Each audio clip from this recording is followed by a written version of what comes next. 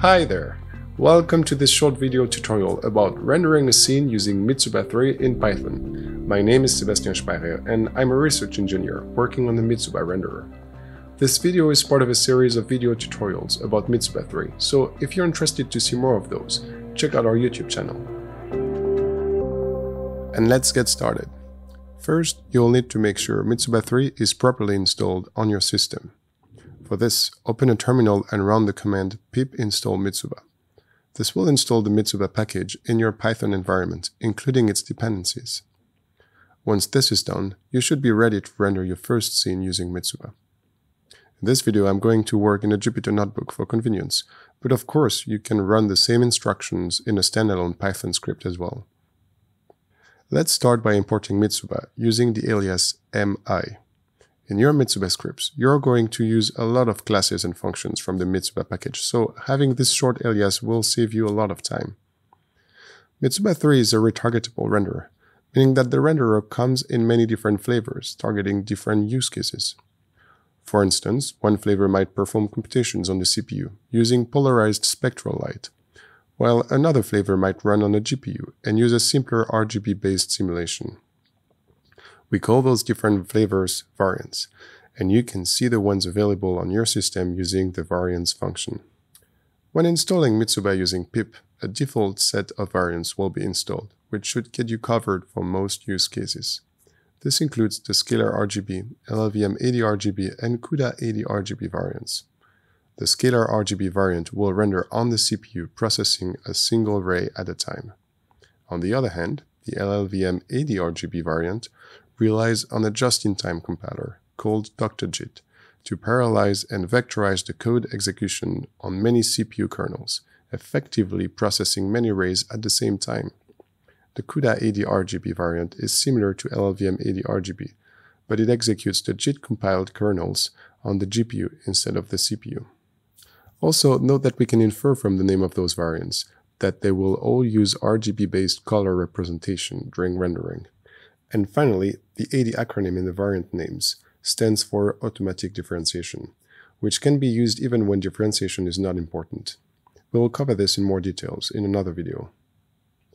This is a good time to mention the Mitsuba 3 documentation that you can find online at mitsuba3.readthedocs.io.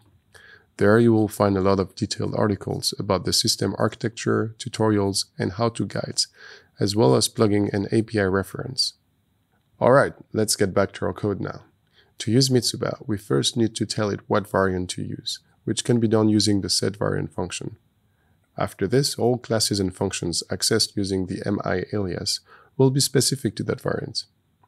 In this tutorial, we'll stick to the simplest variant, scalar RGB, which will render on the CPU using RGB colors.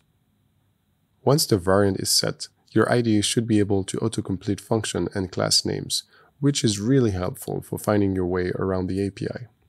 And as always, you can also use the help function to read the docstring associated to a specific class or function. A renderer needs some content to render, and in this case we'll obtain it by loading a Mitsuba scene from an XML file on disk. You can download such Mitsuba scenes from the gallery page on the Mitsuba documentation website, or create your own. You can also install and use our Blender plugin to export a Blender scene into an XML file that can be used in Mitsuba. For this tutorial, we chose to render the living room scene that you can download from the gallery page. We use the load file function, which takes a file path as argument and returns a Mitsuba scene object. Rendering the scene is now very easy. Simply use the render function, passing the scene object as first argument. This will return a tensor image object, similar to a NumPy array, which can be used for further computation. We can also take a look at the rendered image using the Mitsuba bitmap class, which has built-in support for Jupyter notebooks. Alternatively, you could also use a plotting library like Matplotlib, for instance. And that's our image. Of course, we could have easily done this using the command line Mitsuba executable. The advantage of using Python is that almost every part of the process can be customized. For example, let's try rendering that same scene from a different viewpoint. Instead of editing the scene file, which might not be practical, we can also instantiate Mitsuba components from the running Python session. The loadDict function takes a Python dictionary and uses that as a blueprint to construct one or more scene objects. The type field defines the name of the object to create, and the other fields specify its properties. Here, we create a perspective sensor with a custom transformation specified as the to-world property. As you can see, this dictionary is nesting another dictionary to define the film instance to be used by this new sensor. This is important as the film will define the resolution of your output image. The Mitsuba render function takes a few optional arguments, as you can see here in the docstring. One of them is sensor, which lets you define another sensor instance to be used to render the scene. Using this optional argument, we can easily render the scene using our new sensor instance.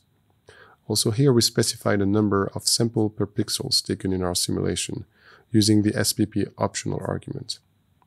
And finally, once the rendering is done, we display the rendered image in the notebook, using once more the bitmap class. And as expected, the viewpoint is different from the first rendered image. And this is it for this short video tutorial. I hope you find it interesting. Head to our channel for more tutorials like this one, and feel free to join our community on our GitHub discussion forum if you have any questions or comments. Catch you next time.